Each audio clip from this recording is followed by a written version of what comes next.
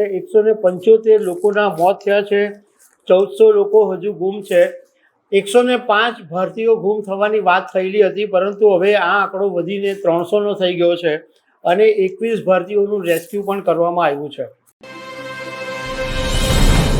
નેપાળમાં જે બુધવારે વિનાશક પૂર આવ્યું એ ઘટનાએ આખી દુનિયાને અચંબામાં પાડી દીધી છે. પણ હવે આ નેપાળમાં પૂર આવ્યું એનું વૈજ્ઞાનિક કારણ સામે આવ્યું છે, તો એના વિશે હું તમારી સાથે વાત કરીશ. હું રાજેશ શાહ, તમારો મિત્ર છું અને તમે જોઈ રહ્યા છો ગુજરાતના સૌથી મોટા અને વિશ્વસનીય ન્યૂઝ પ્લેટફોર્મ ખબર છે .com ને. નેપાળની ઘટનાએ આખી દુનિયાને ઝંઝોડી નાખી છે, કારણ કે આ જે ઘટના બની છે એમાં હજારો લોકો ગુમ થઈ ગયા છે. મોટી સંખ્યામાં લોકોના મોત થયા છે. મોતના સત્તાવાર આંકડા ક્યારેય પણ આવતા નથી હોતા, પરંતુ અત્યારે જે આંકડા આવ્યા છે એ બહુ જ ખતરનાક છે. 175 લોકોના મોત થયા છે, 1400 લોકો હજુ ગુમ છે. 105 ભારતીયો ગુમ થવાની વાત થયેલી હતી, પરંતુ હવે આ આંકડો વધીને 300નો થઈ ગયો છે અને 21 ભારતીયોનું રેસ્ક્યુ પણ કરવામાં આવ્યું છે. હવે આ નેપાળમાં જે ઘટના બની છે એ નેપાળના ઉત્તરીય પહાડી વિસ્તારોમાં જે દ્રશ્યો સામે આવ્યા એ માત્ર પૂર કે ભૂસ્ખલન નહોતા, પણ એક એવી તબાહી હતી કે જેને શબ્દોની અંદર વિનાશકારી કહેવું પણ ઓછું લાગે.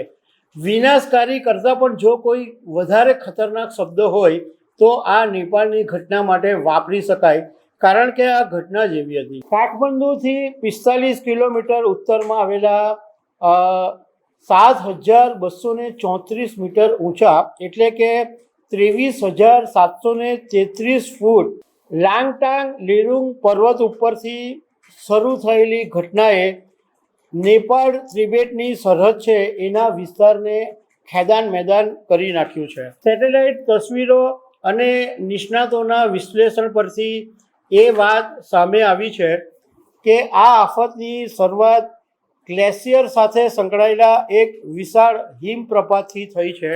17,000 ફૂટની ઊંચાઈએથી 2,000 ફૂટ પહોળો બરફનો એક ટુકડો તૂટી ગયો અને 4,000 ફૂટ નીચે ખીણમાં જઈને પડ્યો. અને આ જે 2,000 ફૂટ પહોળો બરફનો ટુકડો ખીણમાં પડ્યો એ ટક્કરની જે તાકાત છે એને હિરોશીમા પરમાણુના લગભગ 6.3% જેટલી હોવાનું કહેવાય છે. એટલે તમે ઇમેજ કરો કે 2,000 ફૂટ પહોળો બરફનો ટુકડો આખો 4,000 ફૂટ નીચે ખીણમાં પડ્યો અને જ્યારે બરફનો ટુકડો પડ્યો ત્યારે ખડકોનો ઢગલો, પાણી, માટી, કાટમાળ અને 100 ફૂટ જેટલા ઊંચા સુનામી મોજાની અંદર આ આખું ઘટના ફેરવાઈ ગઈ અને જે બધા કાટમાળ ટુકડાઓ છે એ ત્રિશુલ નદીની અંદર સમાઈ ગયા.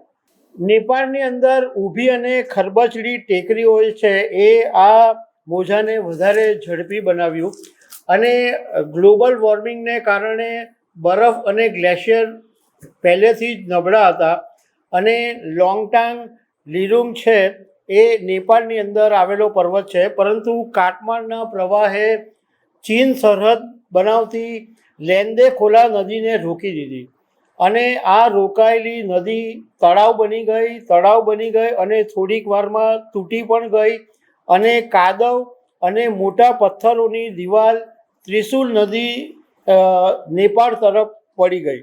નેપાળમાં જે પૂર આવ્યું છે એને મડ ફ્લડ તરીકે ઓળખવામાં આવે છે, કારણ કે એકલું પાણી નથી, એની અંદર કાદવ, કાટમાળ બધું જ છે. નેપાળની જે બોટકોશી નદીમાં પાણી આવ્યું અને એ પાણી બધું પછી ફરી વળ્યું અને બોટકોશી અને ત્રિશુલ નદી પર અનેક પુલ છે, લગભગ 20 જેટલા પુલ છે, એ બધા જ પુલ વહી ગયા છે. અને નેપાળમાં જે નુકસાન થયું છે એનો આંકવો બહુ મુશ્કેલ છે, કારણ કે અબજો રૂપિયાનું નુકસાન થયું છે મોટા મોટા બધા બિલ્ડિંગો આખાને આખા તણાઈ ગયા છે, વાહનો તણાઈ ગયા છે. નેપાળનું એક પ્રતિષ્ઠિત 25 મેગાવોટનો એક ગ્રીડ સ્કેલ સોલાર પ્લાન્ટ છે, એ નુવાકોટની અંદર કાદવની અંદર આખો ડૂબી ગયો છે. જાણકારોનું કહેવું એમ છે કે ભારતમાં 2013માં ઉત્તરાખંડની અંદર આવી જ ઘટના બનેલી હતી અને આ ઘટનાની અંદર એ વખતે 580 લોકોના મોત થયા હતા. તો દર્શક મિત્રો, આવા અનેક અપડેટ સાથે મળતા રહીશું. જય જય ગરવી ગુજરાત.